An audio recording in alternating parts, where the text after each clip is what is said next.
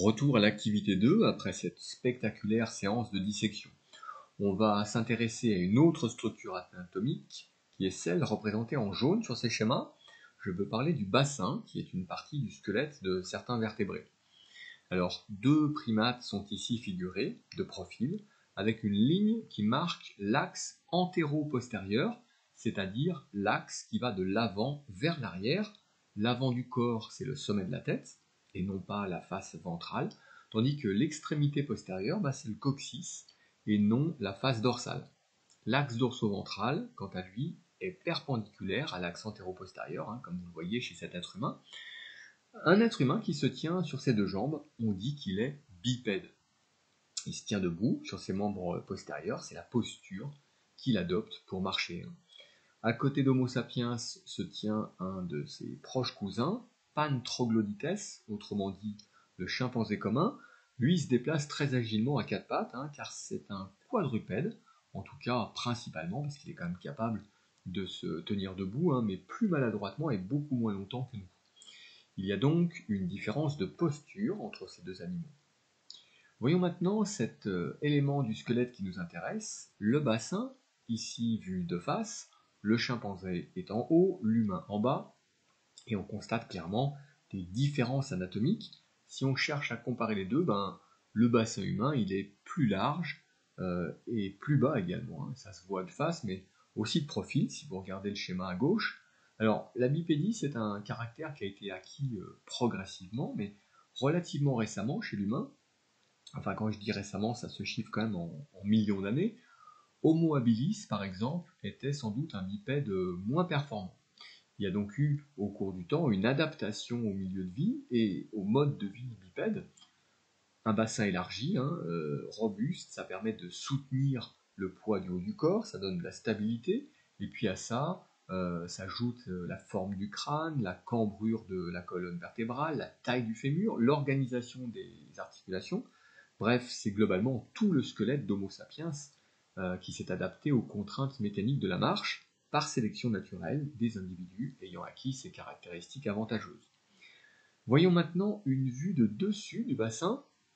On voit bien ici la différence dans l'ouverture du bassin. 98 mm chez le chimpanzé contre 122 mm en moyenne chez l'humain. Alors le bassin, c'est également une structure qui est importante lors de l'accouchement, puisque la tête du nouveau-né doit passer par cet endroit.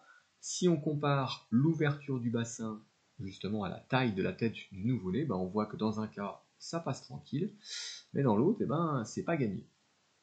Chez l'humain, l'augmentation du volume crânien au cours de l'évolution fait qu'on atteint un point critique avec des dimensions qui sont très proches de celles de l'ouverture du bassin chez la femme.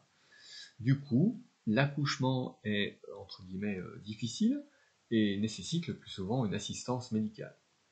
Alors, la technique pour faire passer quelque chose de volumineux à travers un point de rétrécissement, c'est de le tourner, de le faire pivoter pour l'orienter selon l'axe le plus favorable. C'est un peu comme quand vous déménagez un meuble encombrant et qu'il faut le faire rentrer dans l'ascenseur, ou le faire sortir d'ailleurs, il faut manœuvrer un peu et puis c'est plus facile quand on est plusieurs. Ici, le mouvement de rotation de la tête du bébé lors de l'accouchement, c'est un geste que connaissent tous les médecins obstétriciens et qui est généralement nécessaire pour que tout se passe bien.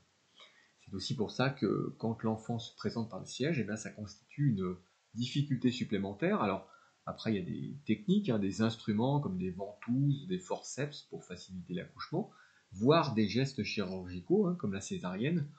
Autrement dit, l'espèce humaine est quand même à une étape de son évolution où la situation est tendue pour le bassin, dont l'anatomie résulte encore une fois d'un compromis. Compromis entre l'adaptation à la station debout et la possibilité d'avoir des descendants. Si on se place dans une perspective évolutionniste, la bipédie, c'est un caractère qui favorise la survie. Ça permet d'avoir une plus grande hauteur de vue, donc de mieux repérer aussi bien des prédateurs qui sont une menace que des proies qui peuvent servir de gibier. Ça permet aussi de se déplacer plus efficacement, d'étendre son territoire, de choisir le milieu de vie le plus favorable. Et puis c'est pratique aussi parce que ça libère les membres antérieurs, les bras, les mains qui peuvent servir à porter des choses, à tenir des outils, etc. Alors, évidemment, cette évolution s'est accompagnée d'un développement des fonctions cérébrales qui ont aidé tout ça. Donc au final, ce bassin, large et robuste, il confère des avantages liés à la station debout. En revanche, pour l'accouchement, c'est limite, mais obligatoirement ça passe, parce que si c'était pas le cas, on n'aurait plus de naissance, donc plus de reproduction de l'espèce, et on serait sans doute même pas là pour en parler. Donc là, on a une adaptation qui est doublement contrainte, qui autorise la marche d'une part, et qui ne compromet pas la reproduction d'autre part. C'est essentiellement la sélection naturelle qui est à l'œuvre, et qui favorise les caractères avantageux comme d'habitude. Cette sélection naturelle, elle s'exerce différemment sur les individus masculins et féminins, vous le voyez ici, et vous remarquez que la largeur du bassin et son inclinaison sont différentes entre les deux sexes, parce que finalement la pression de sélection pour permettre l'accouchement, eh bien, elle ne s'exerce que chez les femmes. On va voir maintenant comment on peut représenter cette notion de compromis qui est mise en jeu dans la formation des structures anatomiques. Et pour ça, on va utiliser ce triangle proposé par le paléontologue Adolf Seilarer en 1970. Essayons déjà de comprendre comment est construit ce triangle, ce qui va nous aider pour la consigne 3. Alors, on a vu qu'il existait au moins 3 types de contraintes s'exerçant sur les caractères. Une contrainte historique ou phylogénétique, liée à l'histoire évolutive particulière de l'espèce considérée. Une contrainte structurale, liée au développement embryonnaire. Les structures vont apparaître selon une certaine chronologie et selon une certaine organisation spatiale, ce qui conditionne l'architecture générale des individus. Et enfin, une dernière contrainte liée à la performance de la fonction, c'est donc une contrainte adaptative qui guide l'évolution vers des structures en adéquation avec le milieu de vie et le mode de vie. C'est l'influence de la sélection naturelle qui se fait sentir ici. Ces 3 aspects, distincts les uns des autres, on les a disposés en triangle, un triangle qui n'est autre qu'une représentation schématique de l'importance relative des contraintes s'exerçant sur un caractère. Dans ce triangle, on a donc 3 sommets, 3 angles, dont on peut tracer la bissectrice. Alors par exemple, pour la contrainte phylogénétique, je trace ce segment.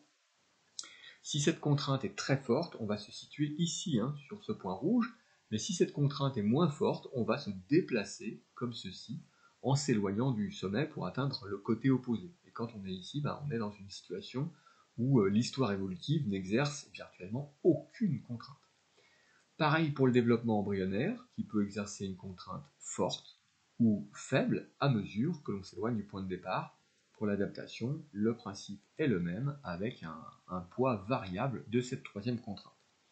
On peut donc se situer n'importe où à l'intérieur du triangle, et plus la distance avec un sommet est courte, plus la contrainte correspondante est significative.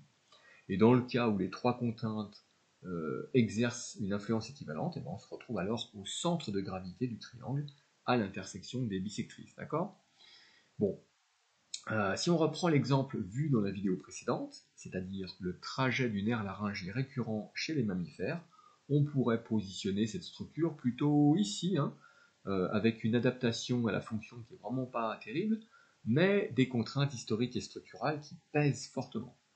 La consigne 3 vous demandait de positionner le caractère forme du bassin dans ce triangle. Alors, j'imagine que vous avez réfléchi à ça. Bon, moi je serais tenté de le mettre plutôt par là, étant donné le fort degré d'adaptation de cette structure à la bipédie, tout en maintenant la possibilité d'accoucher par voie naturelle. On a ici ce qu'on appelle un compromis évolutif.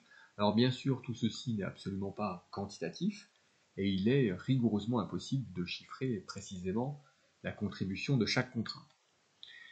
Voilà, on a fini avec cette activité 2. La notion résume les points principaux, donne le vocabulaire à retenir. C'est le moment de recopier ça sur votre cahier.